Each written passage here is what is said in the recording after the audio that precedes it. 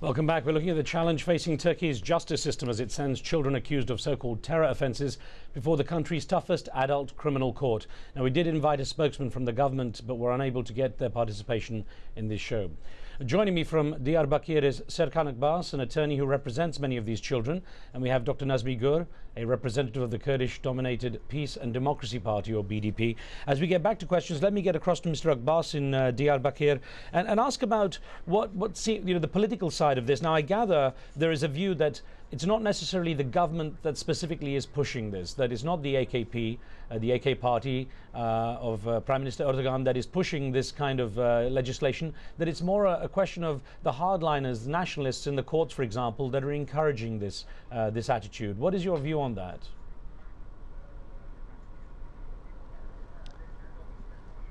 Yes, as a person living in this area and as a Kurd, I would like to remark some point.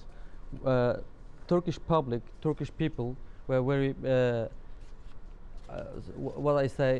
affirmative when they see the Palestinian children on the streets protesting against Israel, because they knew that they were throwing stone to the occupation forces, to the cruel forces, and for their rights. But when it comes to Kurdish children, they are trying to seek some other reason behind these uprisings, economical or some other reason, or some people behind these uprisings.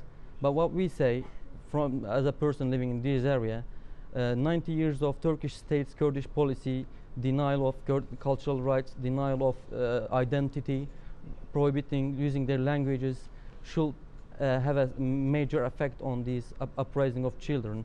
These points should be seen, and when the government tries to solve this problem, it should look at the political aspect of the problem rather than economic and the social.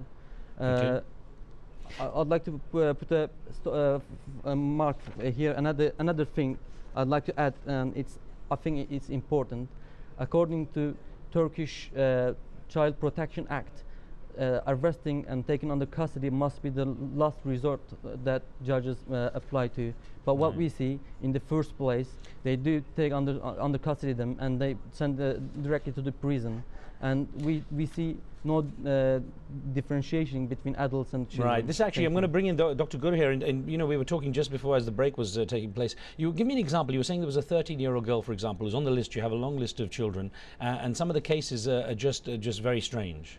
Yes, for example, a girl sentenced for 13 years. She's going to serve for 8 years at least, according to the law. Her name is Berivan, and she wrote a letter from prisons that she said that she just arrested during these demonstrations, and the police gave her a stone and took the picture with the stone and then put as an evidence on the file. So this is the only evidence that a 14 years old girl with a stone and with a picture and will serve 8 years in prison. So this let me put a picture. Let me put an email to you we got here, sir, from Jinan Rizvanovic, who sent it into our Facebook page. Who says, putting children in front of the highest court will not solve anything.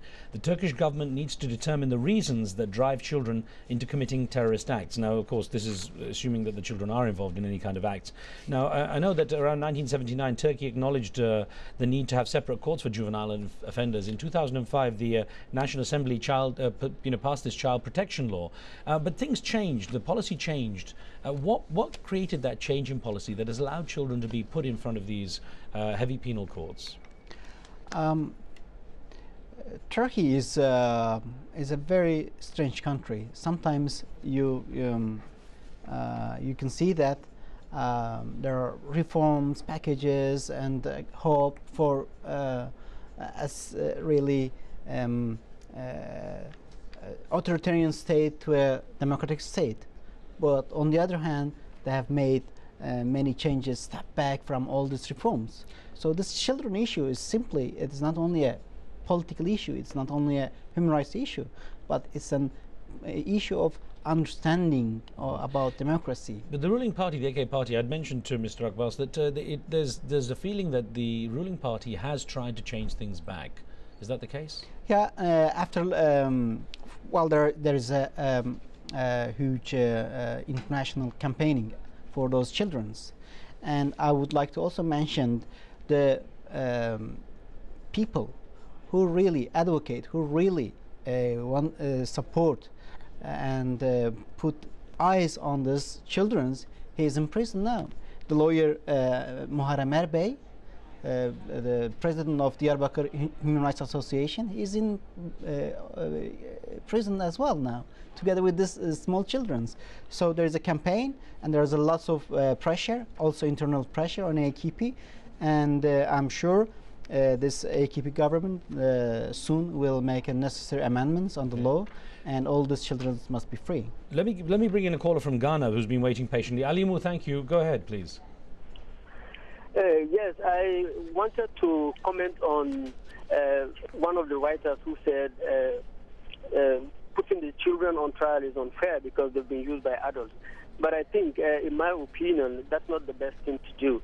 I understand that we should try to know the root causes of the problem why the children are demonstrating. But throwing stones is an act of violence, so it's important to let the children understand that it's not right to do so.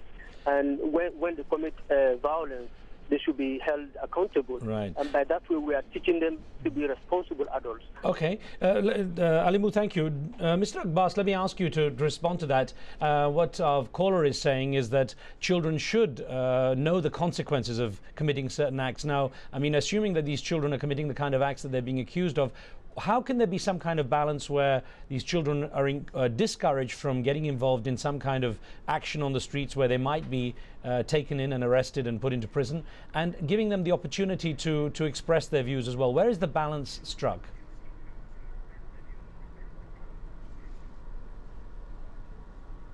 Yes, it's not only about what they did or what crime they did, it's how it's evaluated but by the law, by the judges. Now, this verdict is the Berry one's, the 13 years old girl's verdict. And in the decision side, they are saying that Berry one is sentenced because she acted on behalf of PKK as like a member of PKK without PKK knowing it. And that's the thing that creates problem.